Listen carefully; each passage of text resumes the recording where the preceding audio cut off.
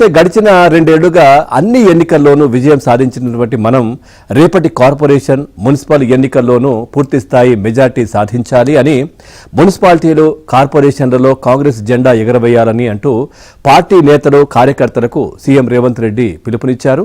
రాబోయే 8 ఏళ్లు కాంగ్రెస్ పార్టీయే అధికారంలో ఉంటుందని, రాష్ట్రంలోని ఏ గల్లీలో అభివృద్ధి జరగాలన్నా కాంగ్రెస్ పార్టీతోనే సాధ్యమవుతుందని చెప్పారు.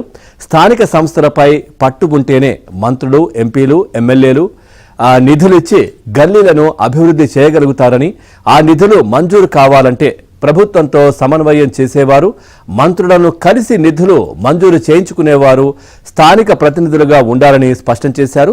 ఇలా ప్రభుత్వం మంత్రులతో సమన్వయం చేసుకుని నిధులు మంజూరు చేయించుకునే వారిని కార్పొరేటర్లు, కౌన్సిలర్లు, మేయర్లు, మున్సిపల్ చైర్మన్లుగా ఎన్నుకుంటే వారు ప్రాంతాన్ని అభివృద్ధి చేస్తారని చెప్పారు. పట్టణ ప్రాంతాల పేదలు, ప్రజలకు ఈ విషయాలను వివరిస్తే వారు మంచి మనసుతో ఆశీర్వదిస్తారని నిర్దేశించారు. గాంధీ భవన్లో గురువారం జరిగిన టీపీసీసీ విస్తృత కార్యవర్గ సమావేశంలో పార్టీ నేతలకు ముఖ్యమంత్రి రేవంత్ రెడ్డి ఈ మేరకు సూచన చేశారు.